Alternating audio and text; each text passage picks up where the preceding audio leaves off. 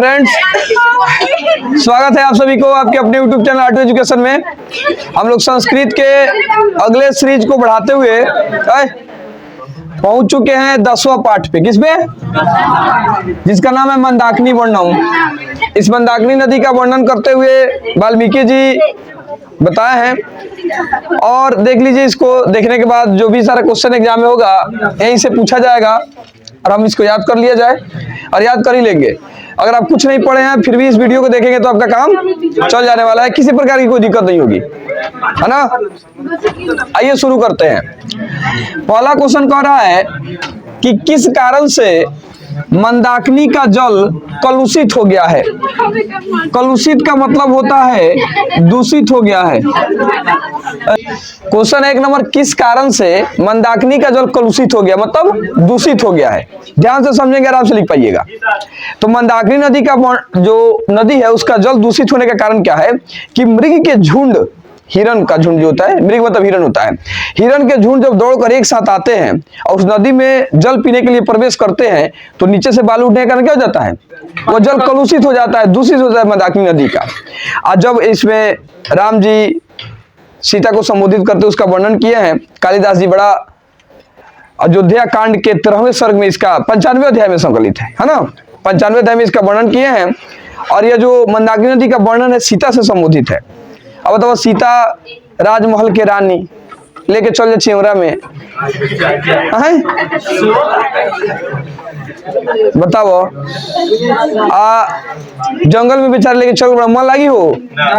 अब उनके मन को बहलाने के लिए प्रभु श्री राम ले जाते हैं मंदाकिनी नदी के पास और उसका वर्णन कर रहे हैं और कह रहे, हे सीते, देखो जब हिरण के झुंड एक साथ आते हैं तो मंदाकिनी नदी का जल क्या हो जाता है, कलुषित हो जाता है, दूषित हो जाता है। लेकिन जब वह जल फिर धीरे धीरे साफ होता है तो ऐसा प्रतीत होता है जैसे कोई तीर्थ यात्रा के समान हो और मन उसमें रम जाता है, मन प्रसन्न हो जाता है। समझे कि नहीं बात को? आप लिखेंगे कि कह रहा है किस कारण से मंदाकिनी का जल कलुषित हो गया, तो लिखेंगे कि हिरण के झुंड एक साथ आते हैं मंदाकिनी नदी में जल पीने के लिए, जिसको जैसे मंदाकिनी नदी का जल क्या हो गया है, कलुषित हो गया है, दूषित हो गया है। समझ गए इस बात को? चलिए अगला क्वेश्चन देखेंगे 2 नंबर, चित्रकूट की गंगा की शोभा का वर्णन अपने शब्दों में करें। चाहे क्वेश्चन कहेगा अथवा देख के लिए मंदाकिनी नदी की शोभा का वर्णन अपने शब्दों में करें, मंदाकिनी नदी का वर्णन करें। मंदाकिनी नदी के वर्णन के बारे में कुछ भी कहे, कहते कि मंदाकिनी वर्णन पाठ का 5 वाक्य में परिचय दे, इसके बारे में बताए, सब चीज इस क्वेश्चन का आंसर हो जाएगा, है ना।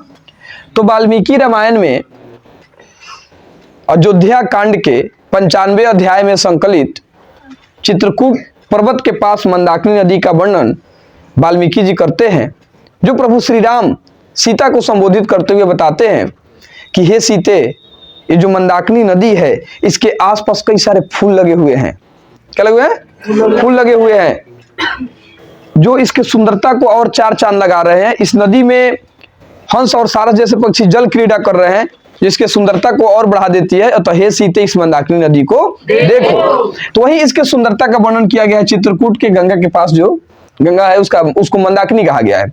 और उसी नदी का वर्णन करते हुए प्रभु श्री राम कहते हैं कि हे सीते, ये जो मंदाकिनी नदी है इसके आसपास कई प्रकार के फूल लगे हुए हैं, इसमें हंस और सारस जैसे पक्षी जल क्रीड़ा कर रहे हैं। ऋषिगण जो है वह इसमें एक नियम से स्नान करके अपने दोनों भुजाओं को ऊपर उठा के सूर्य को अर्घ दे रहे हैं, जो अति सुंदर प्रतीत हो रहा है। अतः हे सीते, इस मंदाकिनी नदी को तुम देखो। तो इसके वर्णन में आप लिख पाएंगे। अगला क्वेश्चन है कि मंदाकिनी वर्णन से हमें क्या संदेश दिया गया है। तो आपको देखिए, संदेश मंदाकिनी नदी से आपको यह संदेश दिया गया है कि जो नदियां होती है प्राकृतिक सुंदरता चित्त को हर लेती है। प्राकृतिक सुंदरता ऐसी होती है जो मन को हर लेती है, चित्त को हर लेती है, और इसलिए हमें इस पर्यावरण का क्या करना चाहिए, संरक्षण करना चाहिए, जो यह वायुमंडल को सुरक्षित रखे और उसको स्वच्छ रखे। तब मंदाकिनी वर्णन पाठ से यही आपको संदेश दिया गया है कि जो प्राकृतिक सुंदरता होती है मन को हर लेती है, अतः हमें प्रकृति का संरक्षण करना चाहिए। समझ गए ना? तो आपको संदेश यही दिया गया है इस मंदाकिनी वर्णन पाठ से। समझ गए कि नहीं कि इसकी रक्षा करना एकदम परम कर्तव्य बनता है, क्योंकि प्राकृतिक सुंदरता से बढ़कर सुंदरता कोई चीजें नहीं होती है। यह सुंदर रहेगी तो यहाँ पे क्या रहेंगे, वातावरण स्वच्छ रहेंगे तो मनुष्य भी स्वस्थ और स्वच्छ रहेगा। बात तो समझ गए? लिखा जाएगा सारा क्वेश्चन का आंसर, ध्यान से एक बार सुन लीजिएगा।